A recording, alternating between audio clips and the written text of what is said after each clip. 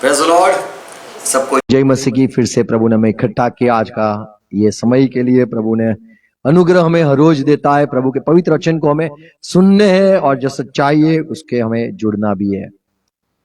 आज हम जो देखने वाले हैं कि मसीही में, क्रिश्चियनिटी में, ईसाई धर्म में जो बहन होते हैं उनके क्या सेवकाई होती है, उनको क्या मान है और चर्च में उनकी क्या सेवा है, ये हम थोड़ा प्रभु के वचन से अभ्यास करना चाहते हैं।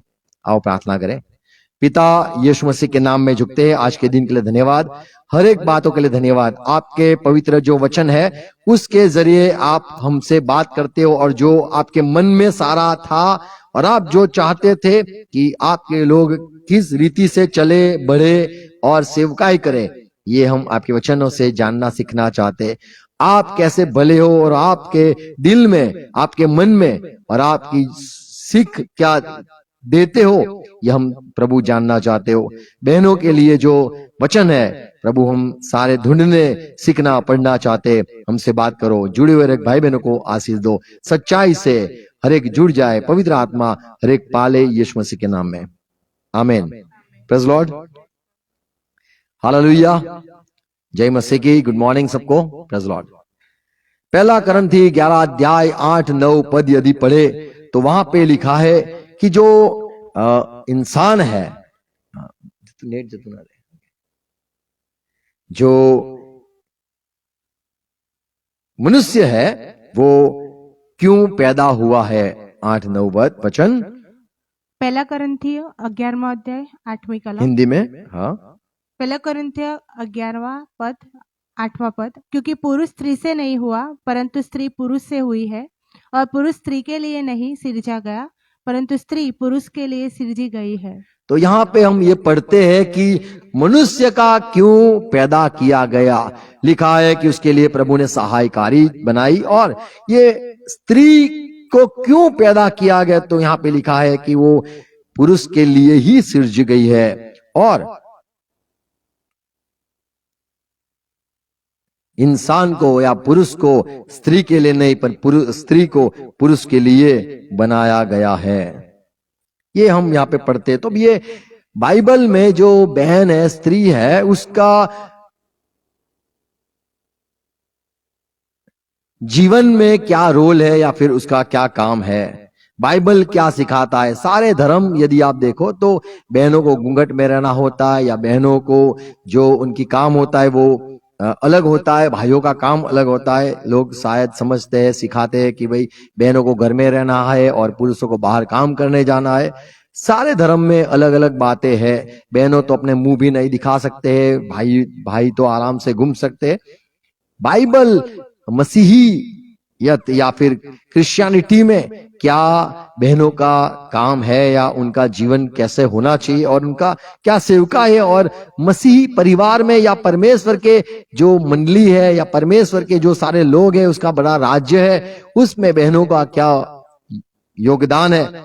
बाइबल में गलाती में ये लिखा है, पौलुस कहता है 3 अध्याय 28 पद में कि जब आप मसीह में आते हो तो चाहे वो विदेशी क्यों ना हो या फिर यहूदी जो परमेश्वर के लोग क्यों ना हो, लेकिन मंडली में यदि वो आते मसीह में आते, मसीह पर विश्वास करने वाले यहूदी हो या विदेशी हो, ये सारे जो जुड़ते हैं वो मसीह में एक होते हैं।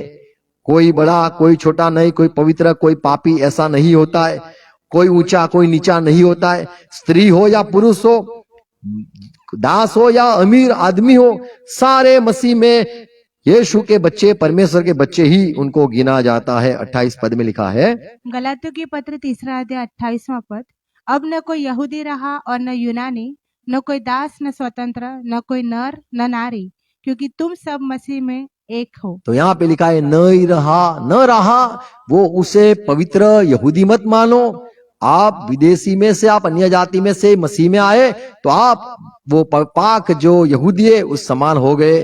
अरे आप बहन मसीह में आए, अरे नई बात नहीं है, भाई के समान आप हो गए। सारे यीशु परमेश्वर के बच्चे हो गए। मसीह पर विश्वास वो बहन करती है, भाई करती है, वो समान हो जाते हैं। नहीं कोई दास रहता है, नहीं कोई अमीर सेठ मालिक रहता है। प्रेरितों के काम 18 अध्याय 2 से 4 पद यदि पढ़े तो वहां पे पौलुस को यहूदी कोई परिवार मिला, उसमें अकुलस था, उसकी पत्नी प्रिस्किल्ला थी। ये दोनों कुछ काम करते थे, वो मसीह में और पहले से आ चुके थे। क्या लिखा है? प्रेरितों के काम 18 अध्याय 2 वचन। और वहां अक्विला नामक एक यहूदी मिला जिसका जन्म पुंतुस में हुआ था और अपनी पत्नी प्रिस्किला के साथ इतालिया से हाल ही में आया था, क्योंकि कलौदियस ने सब यहूदियों को रोम से निकल जाने की आज्ञा दी तो रोम थी। से निकल के यहाँ पे आ गए थे। 4था पद। और वह हर एक सप्त के दिन आराधनालय में वाद विवाद करके यहूदियों और यूनानियों को भी समझाता था।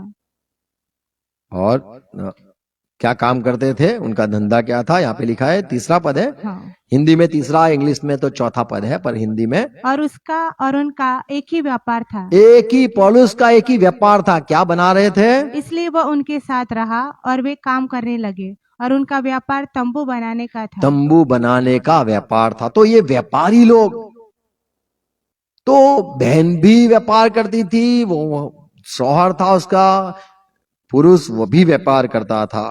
तो यहाँ पे लिखा है उनका धंधा ये था, तंबू बनाने का धंधा। प्रेरितों के काम 9वां अध्याय 36 पद पढ़े। पत्रस को एक लड़की मसीह में एक शिष्या मिली, उसका नाम था तबीता, और वो कुछ काम करती थी। क्या लिखा है? 36वां पद, प्रेरितों के काम 9वां अध्याय 36वां पद। याफा में तबीता अर्थात दोरकास नामक एक विश्वासिनी रहती थी। एक विश्वासी मसीह में आ चुकी थी। वो बहुत से भले भले काम और दान किया करती थी। दान किया करती थी, भले भले काम किया करती थी। उन्हीं दिनों में वह बीमार होकर मर गई और मर भी गई। लेकिन पतरस वहां पे आया और पतरस ने उसको जीवित कर दिया। और 39 पद, तब पतरस उठकर उनके साथ हो लिया और जब पहुंच गया तो वे उसे उस अटारी पर ले गए। और जब विधवाएं रोती 39 यस रोती उसके पास आ खड़ी हुई और जो कुर्ते और कपड़े दुर्कास ने उनके साथ रहते हुए बनाए थे। तो ये उसका धंधा था, कपड़ों का धंधा, कपड़ा बनाना, कपड़ा बेचना।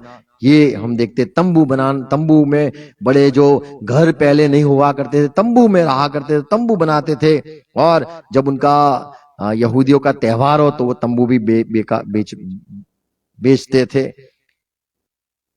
और एक देखते 16 अध्याय 14 पद, और एक बहन और लुदिया नाम थुआतीरा नगर की बैंगनी कपड़े बेचने वाली एक भक्त स्त्री। तो यहाँ पे लिखा है बैंगनीय कपड़े बेचती थी। तो ये बहनों का ये मसीह में आने के बाद भी उनका ये धंधा चालू था। तो मसीह में आने वाले वो बहन सेवा में ही नहीं, लेकिन उनके काम धंधे भी हुआ करते थे। आज ज्यादातर जो मसीही में नहीं है, क्रिश्चियनिटी में नहीं है, अलग धर्म में है, वो सारे घर काम, ऐसे अगर आपने को देखा होगा तो बोले मम्मी क्या करती है, तो बोले घर काम, और पापा बोले वो तो जॉब। तो वो पहले यहाँ धर्म सारे होते थे, पर क्रिश्चियनिटी में, मसीही में पहले से बहनों का सेवकाई या बहनों का जो काम है वो बाहर भी जाके जो पुरुष जो काम करते वैसा ही काम भाई बहन भी किया करते थे। और मसीह में आने के बाद भी ऐसी सेवा, बिजनेस या फिर धंधा या बनाना बेचना, ये सारा काम जो पुरुष करते स्त्री भी करती थी। ऐसी सेवकाई मसीह में आने के बाद भी शुरू होती है। जो छोटे दिमाग, छोटे दिल, छोटे समझ वाले जो लोग होते, वे नहीं कभी समझ पाते कि बहनों को या स्त्रियों को उनको भी काम करने का अधिकार होता है, ये भी कर सकते हैं। 1 तिमोथी 5वां अध्याय 14 पद में शायद ये बात लोग संसार में कहते हैं, मैंने सुना है लोग कहते हैं हमारे धर्म में तो बहनों को सिर्फ इस्तेमाल किया जाता है, स्त्रियों को सिर्फ बच्चे पैदा करने के लिए ही उनको धरती पे भेजा गया है। लोग ऐसा कहते। यहाँ पे 5 अध्याय 14 पद में पौलुस कहता है, 1 तीमुथियुस 5वां अध्याय 14 पद, इसलिए मैं यह चाहता हूँ कि जवान विधवाएं विवाह करें और बच्चे जने। तो ये काम है बहनों का काम, बच्चे पैदा करना या जनना। उनका और भी काम, स्त्रियों का काम लूका सुसमाचार 10वां अध्याय 40वां पद। परंतु मार्था सेवा करते करते मार्था और मरियम के यहाँ यीशु मसीह गए और वहां पे मार्था खाना बना रही थी, पका रही थी और चेलों को भी खिलाया।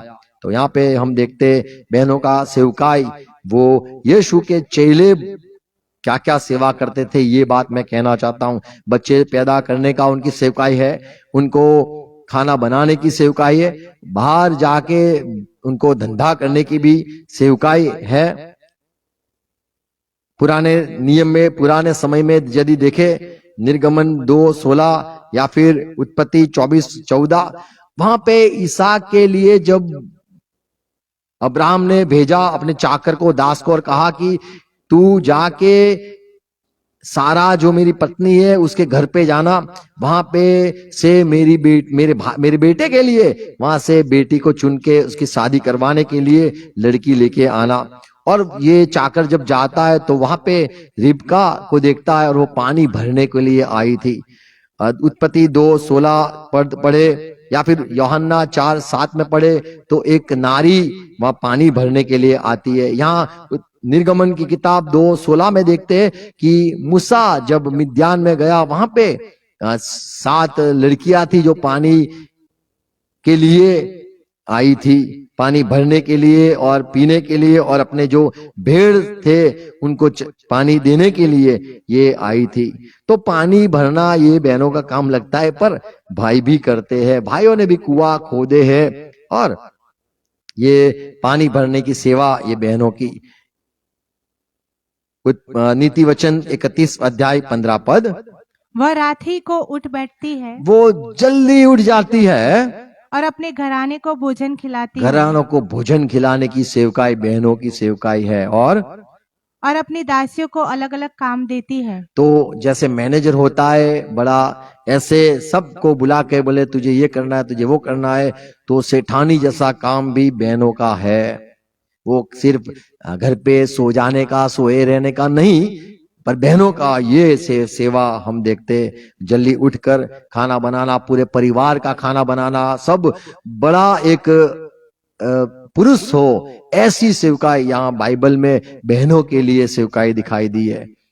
इतना ही नहीं, यदि हम पढ़े 1 तिमोथी 3 अध्याय 12 पद या और 5वां अध्याय 14 पद, पौलुस कहता है, सेवक एक ही पत्नी के पति हो और बाल बच्चों और अपने घरों का अच्छा प्रबंध करना जानते हो, क्योंकि जो सेवक का काम अच्छी तरह से कर सकते हैं वे अपने लिए अच्छा पद और विश्वास में जो मसीह पर है बड़ा साहस प्राप्त करते तो हैं। पुरुषों के लिए है कि वो सेवक है तो इसे घर को भी संभालना है, और बहनों के लिए भी है 5वां अध्याय 14 पद, स्त्रियों को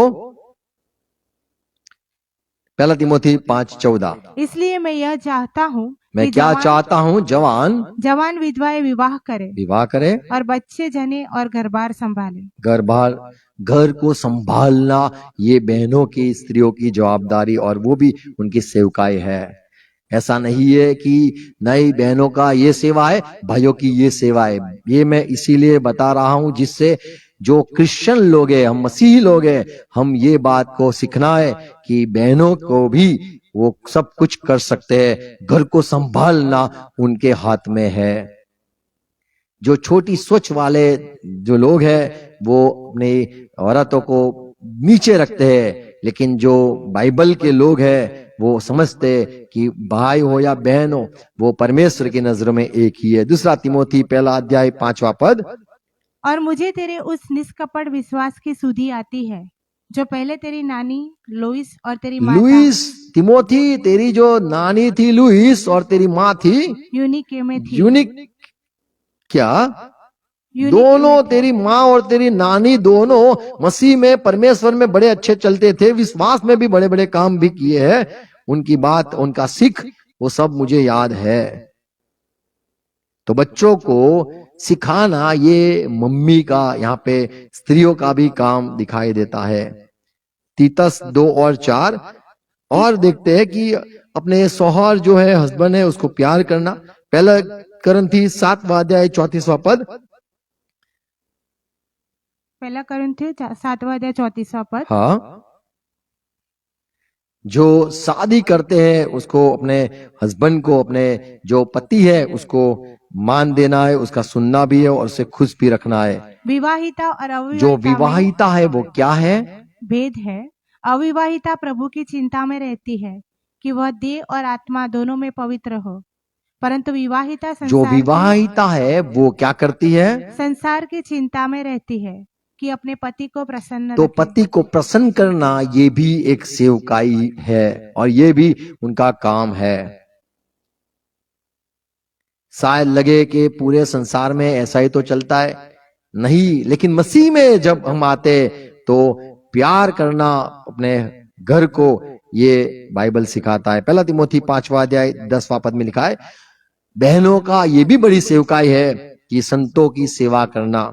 जो मसीह में अगवे है, जो प्रेरित है या फिर नबी है या बड़े पद पर मसीह में चर्च में जो उनका संत कहा जाता है, उनकी सेवकाई के लिए बहन भी होते हैं। पहला तिमोथी 5वां अध्याय 10वां पहला तिमोथेयुस 5वां अध्याय 10वां पद। और भले काम में सुनाम ही रही हो, जिसने बच्चों का पालन पोषण किया हो, तो बच्चों का पालन पोषण स्त्रियों के लिए काम है। अतिथि की सेवा की हो, अतिथि की यानी जो आते हैं संत उनकी सेवा की है, पवित्र लोगों के पांव धोए हो। तो ऐसा काम ये बहनों का देखते हैं। तो मसीह में ये सारी जो सेवा है वो बहनों की ही हम ज्यादा देखते हैं। भाइयों के लिए पूछे तो बोले भाई क्या पैर धोएंगे? बोले उनकी सेवा नहीं है। खाना बनाएंगे? बोले उनकी सेवा नहीं है। कितनी सारी सेवा बाइबल में देखते हैं। और यदि देखे जब यीशु मसीह संसार में था और वो सिमोन के घर गया, लुका का सुसमाचार 7वां अध्याय, वो फरोसी था, बाइबल जानने वाला था। वहां पे यीशु मसीह गया, वहां पे एक औरत आई और प्रभु ने कहा, ये औरत देख सिमोन, मैं आया, तूने तो कोई सेवा नहीं करी, पर ये औरत देख सेवा करती है। 46वां पद, तूने मेरे सिर पर तेल नहीं मला। सिमोन, तू पुरुष है, तूने मेरा सर पर तेल नहीं मला, पर इसने मेरे पांव पर इत्र मला है। पर ये औरत ने मेरे पैर पर इत्र मला है। इसलिए मैं तुझसे कहता हूँ। तो यहाँ पे देखते हैं कि ये बहन की सेवा देखते हैं, मसाज करना देखे लगे या फिर इत्र लगाना, ये बहनों का सेवा देखते हैं। पुरुष भी कुछ कर सकते हैं, पुरुष को ज्यादा जो चाहिए वो समझते कि हम सिर है, हम सिर है, हम सिर है। हाँ सिर है, पर बहनों की यदि सेवा हटा दो तो अब देखो कौन क्या करता है। प्रार्थना और सेवकाई में खड़े होके प्रवचन करना या फिर भविष्यवाणी करना लगे कि ये पुरुष का काम है, नहीं। कई ऐसे धर्म है जहाँ पे मंदिर में या फिर मस्जिद में बहनों को जा नहीं सकते, लेकिन बाइबल में जो क्रिश्चियन लोग हैं उनमें बहन भी वो प्रार्थना कर सकती है। पहला करंथी 11 अध्याय 5वां पद में लिखा है, क्या स्त्री, हमारे यहाँ स्त्री प्रार्थना करती है, प्रबोध करती है, सर ढककर नहीं करती? तो हाँ, वो प्रार्थना सर ढक कर करती है, भविष्यवाणी सर ढक कर ही करती है। Praise Lord. तो वो पुरुष का महिमा यहाँ पे लिखा है, 7वां पद में लिखा है, हाँ, पुरुष को अपना सिर ढांकना उचित नहीं, क्योंकि वह परमेश्वर का स्वरूप और महिमा है, परंतु स्त्री पुरुष की शोभा है। तो स्त्री वो पुरुष की शोभा है। स्त्री को जो मान दिया गया है या उनकी जो सेवा है, उनकी जो काम है, वो प्रार्थना भी कर सकती है, वो भविष्यवाणी भी कर सकती है। रोमन की पत्री 16 अध्याय 1 से 2 पद यदि पढ़े तो पौलुस कहता है, इतना ही नहीं, हमारे चर्च में, रोमन की चर्च में स्त्री अगवा है, पूरे चर्च को जो संभालने के लिए उसकी जवाबदारी यहाँ पे देखते हैं। पहला और दूसरा पद पौलुस कहता है, ये दो बहन है जो मंडली की सेवकाई में है, उनको भी तुझे मान देना है। रोमियो की पत्री 16 अध्याय पहला दूसरा पद, मैं तुमसे फीबी के लिए, मैं फेबी बहन के लिए कुछ कहता हूँ, जो हमारी बहन और किंक्रिया की कलीसिया की सेविका किंतिया है, जो मंडली है उसकी सेविका है, विनती करता हूँ, मैं विनती करता हूँ कि तुम जैसा कि पवित्र लोगों को चाहिए, जैसे तुम पवित्र संतों की मान देते हो, सम्मान करते हो, फुलार करते हो, कुछ भी करते हो, ऐसे ही रीति से उसे प्रभु में ग्रहण करो। उसे भी प्रभु में ग्रहण करना। और यदि तुमने संतों के पैर गिरते हो तो ये बहन के भी पैर गिर जाना। और यदि संतों को आप मान देते हो, गले लगाते हो, उनके पैर हाथ चूमते हो, तो ये औरत को भी आपको चूमना है और उसको ग्रहण करना है। क्योंकि और जिस किसी बात में उसको तुमसे प्रयोजन हो उसकी सहायता करो। उसकी जो जरूरत है तो आप उसको भी बोलना, जी हुजूर आपको क्या है मैडम, आपको मैडम या फिर आपको क्या चाहिए, बताओ बहन जी, बताओ सेविका, हमें क्या आपकी सेवा करनी है। तो यहाँ पे पौलुस कहता है, जैसे मैं मंडली का सेवक हूं, कोलोसी में लिखा है 1:23 में, जैसे मैं मंडली का सेवक हूं, ऐसी रीति से ये क्रिन्थिया मंडली की एक सेविका है, बड़ी सेविका है, मंडली की सेविका है, आपको उसको ग्रहण करना है। तो बड़ा पद यहाँ पे बहनों को भी दिया गया है। प्रेरितों के काम 8वां अध्याय 3 पद यदि देखे तो पौलुस जब पहले मसीह में नहीं था, मसीह के लोगों को, क्रिश्चियन लोगों को परेशान करता था, वो समय बहन हो या पुरुष हो सबको मारता था, सबको निकालता था, घरों से निकालकर दोनों को डंडे मारता था, दोनों को जेल में डालता था। 3 पद, पर साउल कलुसिया को उजाड़ रहा था कलीसिया में कौन कौन आते थे? और घर घर घुसकर पुरुषों और स्त्रियों को घर घर जाकर स्त्रियों पुरुषों को घसीट घसीट कर बंदी गृह में डालता था। तो दोनों को मारा जाता है। ऐसा नहीं कि बहन कहाँ सुसमाचार देती है, कहाँ प्रार्थना करती है, कहाँ उपवास करती है, कहाँ सेवा में जाती है, कहाँ मंडली को संभालती है, उसको क्यों मारना?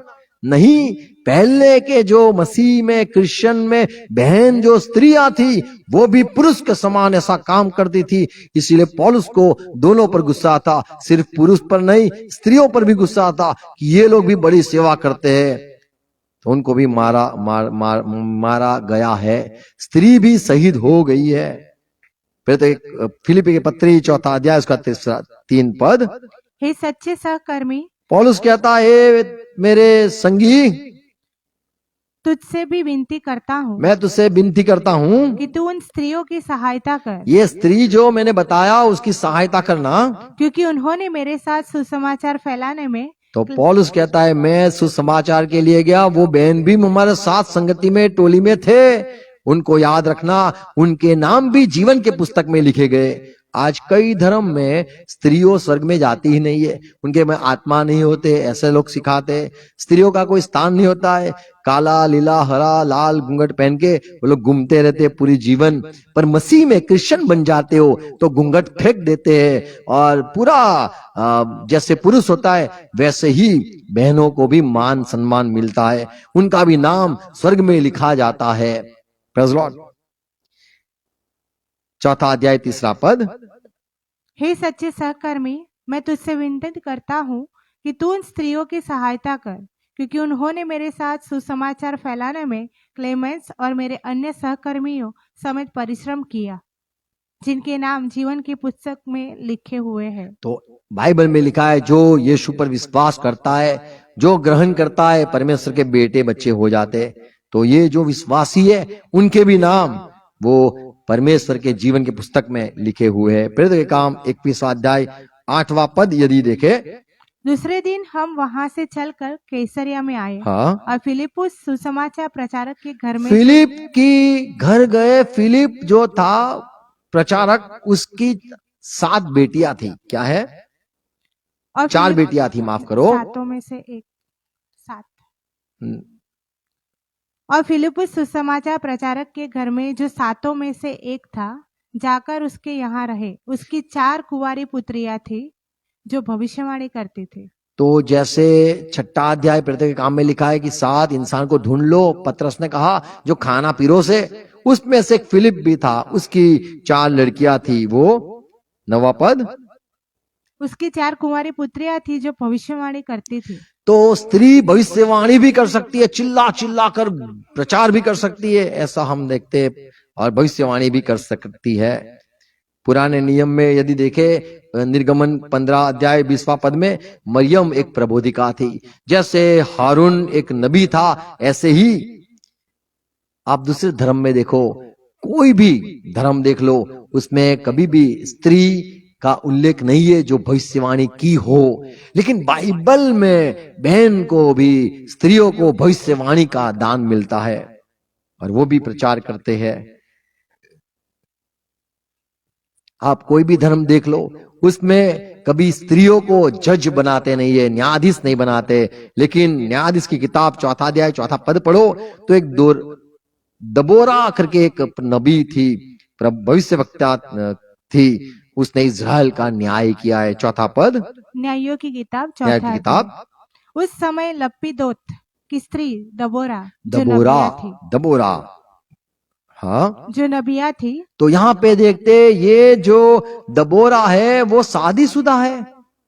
कई धर्म में जो शादी नहीं करते उसे पाक माना जाता है, और जो शादी नहीं करते उनकी बड़ी नाम, उनको बड़े हुद्दे दिए जाते हैं। पर ये शादी किया हुई औरत दबोरा, वो इज़राइल का उस समय उसने न्याय किया।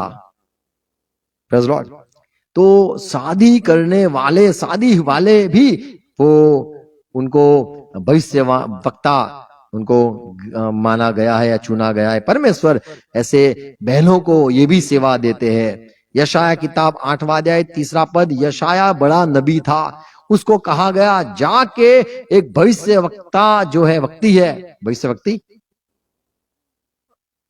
3 पद, मैं अपनी पत्नी के पास गया और वह गर्भवती हुई और उसके पुत्र उत्पन्न हुआ। तो तब यहोवा दूसरी ने, जगह पे लिखा है, मैं को कहा गया तू जाके भविष्यवाणी करने वाली जो स्त्री है उसके साथ शादी कर ले, और वो भविष्यवाणी करने वाली औरत थी, उससे मुझे बच्चा हुआ, उसका नाम बहुत बड़ा है, सबसे लंबा बाइबल में है नाम, यदि तो वो नाम है। बाइबल में सबसे बड़ा नाम किसी का हो, क्या नाम है? मर्शाल्ला हासबस, तो इतना बड़ा नाम है, माशल्या मर्शाल्लाल हासबस। बाज। तो कहा गया यशाया तू एक जो नबिया है उसके साथ तू शादी कर और वहां से। तो बाइबल में जो सिर्फ नबी ही नहीं होते, नबिया भी है, ऐसा मान दिया गया है। आज लोग थोड़ा समझ गए और अपने धर्म में थोड़ा थोड़ा परिवर्तन करने लग गए और कहने लगे भाई बहनों को भी थोड़ा पंडित बना दो, बहनों को भी अपने थोड़ा नाम दे दो, वो भी थोड़ा प्रचार करने दो, उनको भी बोलने दो, बोलने का मौका दो। पर जो सारे धर्म है उसमें बहनों को स्थान दिया जाता है, पर उनकी सेवकाई वो छोटी रहती है। लूका सुसमाचार 2 अध्याय 36वां पद यदि देखे, यीशु मसीह जब पैदा होने वाले थे और वहां पे उनका जन्म भी हुआ, वहां पे एक प्रबोधिका थी, नबिया थी, और आसेर के गोत्र में से हनाक नामक फनुएल की बेटी एक भविष्य द्रक्तिन थी। हन्ना अन्ना था, वो भविष्य द्रक्तिन, भविष्य द्रक्तिन, भविष्य द्रक्तिन, द्रक्तिन, किंग। द्रक्तिन। तो क्वीन थी, किंग था। बाइबल में ये हमने देखा स्त्रियों को ये मान है पहले से। यदि उत्पत्ति आप पढ़ लो 5वां अध्याय, उत्पत्ति 5वां अध्याय उसका 2 पद यदि पढ़ो तो वहां पे आपको मिलेगा परमेश्वर ने आदम को जो सिरजा उसका नाम क्या रखा? आदम। पढ़ो। और उसने नर और नारी करके नर और नारी को मनुष्य की सृष्टि की और उन्हें आशीष दी और उनकी सृष्टि के दिन उनका नाम आदम रखा। परमेश्वर ने दोनों को सम्मान दिया, सामान्य सम्मान दिया, दोनों का नाम आदम रखा। यानी कोई बड़ा कोई छोटा नहीं मेरी नजरों में। तो परमेश्वर की नजरों में कोई बड़ा कोई छोटा नहीं है। पर व्यवस्था जो है उसमें जैसे पाप आया, फिर प्रभु ने कहा आदम तूने ये पाप किया, ओ हवा तूने भी ये पाप किया है, इसीलिए अब से मैंने कुछ नियम बनाए। और नियम जो उत्पत्ति 3 अध्याय में 15 पद में लिखा गया कि अब हवा तुझे, वो स्त्री तुझे दुख से तू बच्चे को पैदा करेगी और तुझे अपने पति के अधीन रहना पड़ेगा। कौन सा पद है वो? 16 पद, 15, 16 पद। फिर स्त्री से उसने कहा, मैं तेरी पीड़ा और तेरे गर्भवती होने के दुख को बहुत बढ़ाऊंगा। तो परमेश्वर ने कहा, तू हाँ, पीड़ित होकर बच्चे उत्पन्न करेगी और तेरी लालसा तेरे पति की ओर होगी। तुझे अपने पति को अधीन रहना है। वहां से शुरू हुई कहानी। आज संसार में किसी को भी पूछो कि क्यों स्त्री को पुरुष को अधीन रहना है, तो उनके पास उत्तर नहीं है। कोई भी धर्म ले लो, उसमें उत्तर नहीं है कि क्यों हम पत्नी है, हमें पति को, शौहर को अधीन रहना है। ये बाइबल में जवाब है कि ये पाप आया, स्त्री ने को घर को दिया गया, अधिकार दिया गया, लेकिन उसने अपने पति को गलत राह पर चलाया। इसीलिए पति को कहा गया, अब तू अपनी पत्नी को चलाना। पत्नी को ये अधिकार दिया कि भाई तुझे पुरुष और पत्नी दोनों साथ में रहना है, लेकिन स्त्री ने फल खाया और अपने शौहर पति को भी दिया। इसीलिए परमेश्वर ने कहा, ये स्त्री तूने जब चलाया तो आदम ने पाप कर लिया, अब आदम तू चलाना तेरी पत्नी को। इसीलिए यहाँ पे बात है कि तुझे अभी अधीन रहना पड़ेगा। तू पहले स्वतंत्र थी, ऐसे ही मसीह में जब आते तो फिर से आजाद हो जाते, लेकिन थोड़े नियम है। जैसे पौलुस कहता है, पहला तीमोथी 2 अध्याय 11-12 पद, पहला तीमुथियुस 2 अध्याय 11 पद, 3 नियम स्त्री के लिए ही सिर्फ है, और स्त्री को चुपचाप पूरी अधीनता में सीखना चाहिए। तो यहाँ पे स्त्री को चुपचाप रहना है, अधीनता में रहना है। यानी क्यों मैं नहीं बोल सकती हूँ, क्यों ऐसा नहीं कहना है, उसको अधीन रहना है। मैं कहता हूँ कि स्त्री न उपदेश करे और न पुरुष पर अधिकार चलाए, तो वो पुरुष पर अधिकार न चलाए, परंतु चुपचाप रहे। क्योंकि कहा गया कि तुझे पुरुष के अधीन रहना है, तुझे उस पर फिर से अधिकार नहीं करना है। तो ये एक नियम है। पहला करंथी 14 अध्याय 3 पद, परंतु जो भविष्यवाणी करता है वह मनुष्य से उन्नति और माफ करो 33वां पद है,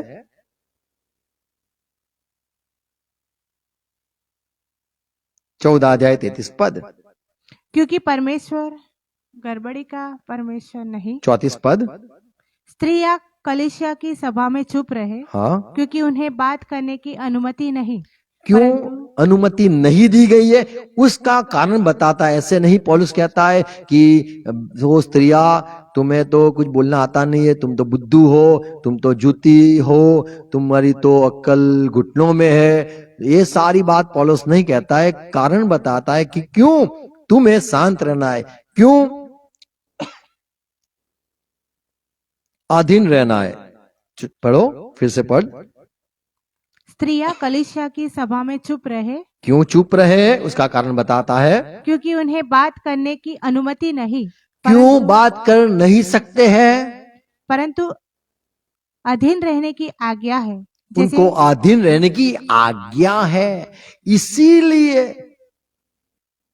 जैसे व्यवस्था में लिखा भी तो है। व्यवस्था में लिखा है, व्यवस्था यानी 5 पुस्तक मूसा के, वो उत्पत्ति है, उसमें लिखा गया है कि अब से स्त्री को पुरुष को अधीन रहना है।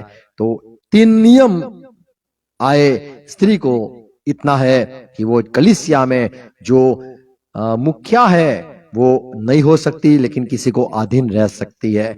पति को अधीन रहना है और मंडली में चुप रहना है, ये उनका काम है।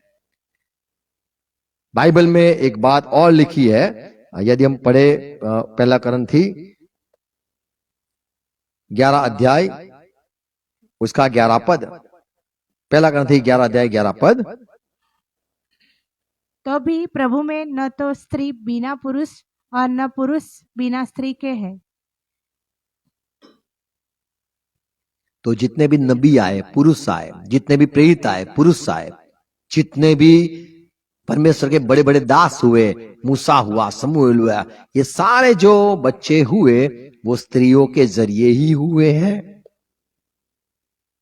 इसीलिए यहां पे पौलुस कहता है 11 पद, तभी प्रभु में न तो स्त्री बिना पुरुष और न पुरुष बिना स्त्री के है। तो जो है वो सारे एक दूसरे के जरिए ही हुए हैं। यीशु मसीह ने कहा मत्ती सुसमाचार 11 अध्याय 11 पद में कि जितने भी भविष्यवक्ता हुए, जितने भी बड़े बड़े लोग हुए, अरे यूहान तो सबसे बड़ा था, वो भी स्त्री के जरिए ही हुआ। तो बहनों की काम, स्त्रियों का जो काम है वो सबसे बड़ा यहाँ पे हम देखने मिलता है। लेकिन परमेश्वर की नजरों में वो समान है। इंसान धरती पर लोग स्त्रियों को नीचे समझते, उनको चुना नहीं जाता है, उनको बड़ा मान नहीं दिया जाता है, पुरुष के समान उनको नाम नहीं मिलता है। लेकिन बाइबल में स्त्री हो या पुरुष हो, दोनों परमेश्वर की नजर में दोनों परमेश्वर के बेटे हैं और दोनों का नाम आदम है। और एक दूसरे के जरिए ही जो सारे कोई भी हुआ है, वो बड़ा यूहन्ना बपतिस्मा क्यों ना हुआ, लेकिन वो भी स्त्री के द्वारा ही पैदा हुआ। 11 पद, मैं तुमसे सच कहता हूँ यीशु मसीह ने कहा, मैं तुमसे सच कहता हूँ कि जो स्त्रियों से जन्मे हैं स्त्रियों से ही पैदा हुए, वो मूसा हो या बड़ा कोई भी नबी ले लो, कोई भी बड़ा नबी ले लो, उनमें से यूहन्ना बपतिस्मा देने वाले से कोई बड़ा नहीं हुआ। तो यीशु मसीह ने कहा कि सारे जो नबी हुए, भविष्यवक्ता हुए, वो स्त्री के जरिए हुए। इसीलिए स्त्री को हमें मान देना है, सम्मान करना है। आमीन। उनको छोटा नहीं समझना है, क्योंकि आप जो खड़े हो, आप जो बोलते हो, सुनते हो, आप भी स्त्री के जरिए ही धरती पे आए हो। Praise Lord. उत्पत्ति 3 अध्याय 20 पद, ये बात आदम ने पहले से कह दी कि सारे जो जीव धरती पे दिखते हैं, बड़े जीव, छोटे जीव, बड़े मूसा सेवक या कोई भी नबी ले लो, सारे ये स्त्री से ही हुए। 20 पद, आदम ने अपनी पत्नी का नाम हवा रखा। क्या रखा? हवा रखा। उसका अर्थ क्या है? क्योंकि जितने मनुष्य जीवित है, जितने मनुष्य आप देखते हो, उन सब की मूल माता वही हुई। उनकी मूल माता वही हुई। Praise Lord. तो हमें बाइबल में विश्वास करने वाले ये विश्वास करते हैं कि स्त्री हो या पुरुष हो, परमेश्वर की नज़र में समान है। तो क्रिश्चियन में हमें कभी भी स्त्रियों को हल्का नीचा नहीं गिनना है और नहीं हम गिनते हैं। प्रभु हरे को आशीष दे, सहाय करे समझने के लिए। आओ प्रार्थना करें। पिता यीशु मसीह के नाम में धन्यवाद और प्रार्थना है, हमारी ये जो बात आप सुनी है, ये बोई जाए। हर एक क्रिश्चियन मेरे भाई बहनों को मान देने वाले बन जाए, स्त्रियों को मान देने वाले हो जाए। कोई भी धर्म में जो कुछ है हमें नहीं जानना है, हम बाइबल के लोग हैं, हम मसीह के लोग हैं, हम यीशु मसीह को मानने वाले लोग हैं। हमें मान देना है जैसे बाइबल में सिखाया गया है, क्रिश्चियन धर्म में जो सिखाया गया है, स्त्रियों को वैसा ही मान हम देने वाले हैं। जैसे प्रेरित को मान मिलता है, जैसे भविष्यवक्ता को मान मिलता है, यदि बहन भी हो सेवकाई में, वैसा ही मान हम भी देने वाले, क्योंकि दोनों परमेश्वर आपके बच्चे हैं। दोनों का नाम शुरुआत में ही आपने आदम रखा, इसीलिए फिर से जो मसीह में होते हैं वो परमेश्वर के बेटे ही होते हैं। वो स्त्री हो या पुरुष हो, वो समान है तुम्हारे नज़रों में। प्रभु आपने जो व्यवस्था बनाई है उसको सारे हम आदिम भी है। धन्यवाद फिर से ये बातों के लिए, ये बोई जाए, समझे और हर एक के मन खुल जाए और हर एक परमेश्वर आपकी बात को मान ले यीशु मसीह के नाम में। आमीन। प्रभु से प्रार्थना साथे करें। आकाश माना हमारा बाप, तमो नाम पवित्र नाम, हमारा राज्य आओ जो आकाश मान ते पृथ्वी पर, हमारी इच्छा पूरी था देश में आज्ञा जो माफ कर जो तुमने माफ कर जो ने प्रश्न लाओ ने सब छुटका करो राज्य अपराक्रम महिमा सरकार से राज। आमीन। Praise the Lord. Thank you. God bless you.